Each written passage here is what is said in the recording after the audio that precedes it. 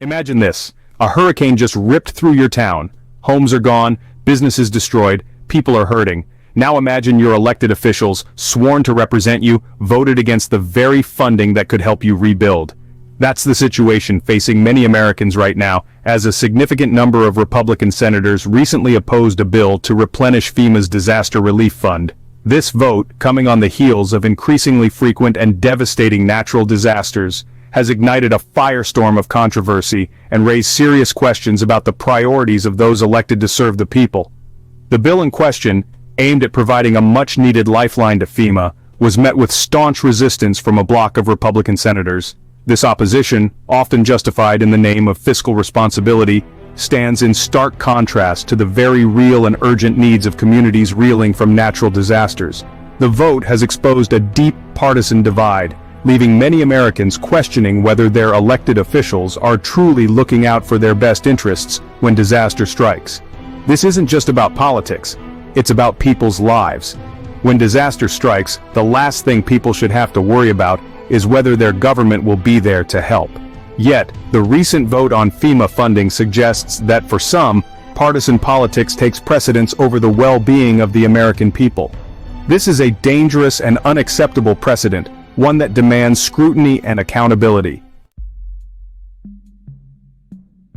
The opposition to the FEMA funding bill wasn't just a random act of political maneuvering, it was spearheaded by some familiar faces, representing states all too familiar with the devastating effects of natural disasters.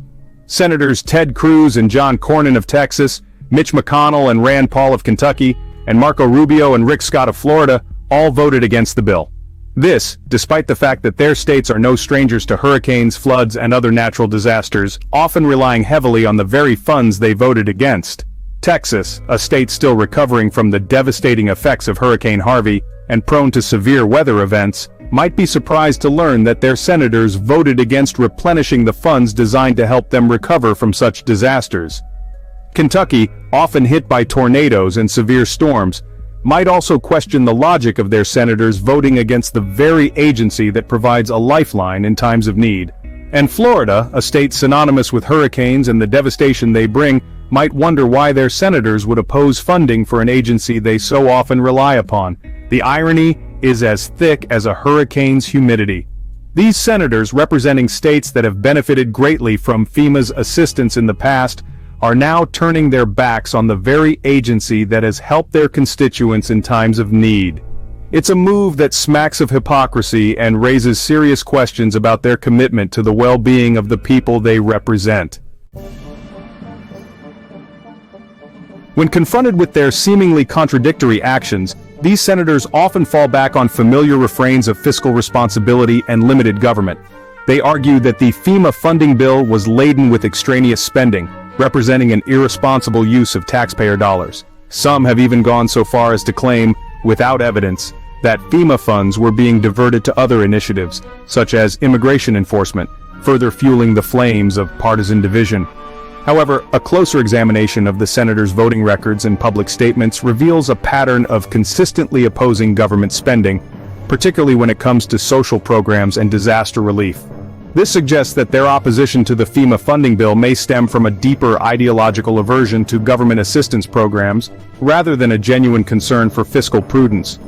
The argument of fiscal responsibility rings hollow when juxtaposed with the rising costs of natural disasters. As climate change fuels more frequent and intense weather events, the need for disaster relief funding will only continue to grow.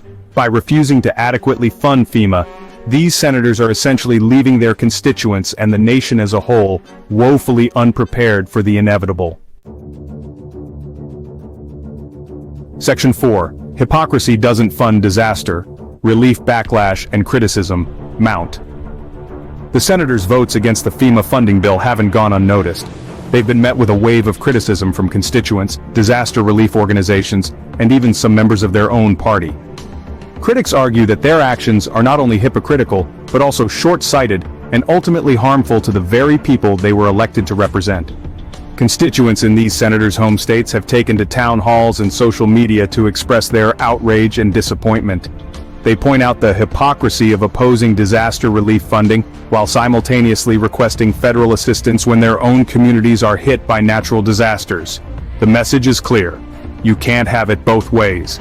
The backlash has been swift and unrelenting, putting these senators on the defensive and forcing them to justify their actions. However, their explanations have done little to quell the anger and frustration of those who see their votes as a betrayal of the public trust. The controversy serves as a stark reminder that in the court of public opinion, hypocrisy is a charge that is difficult to shake. Section 5. A Future in Peril. Implications for Disaster Preparedness and Climate Change.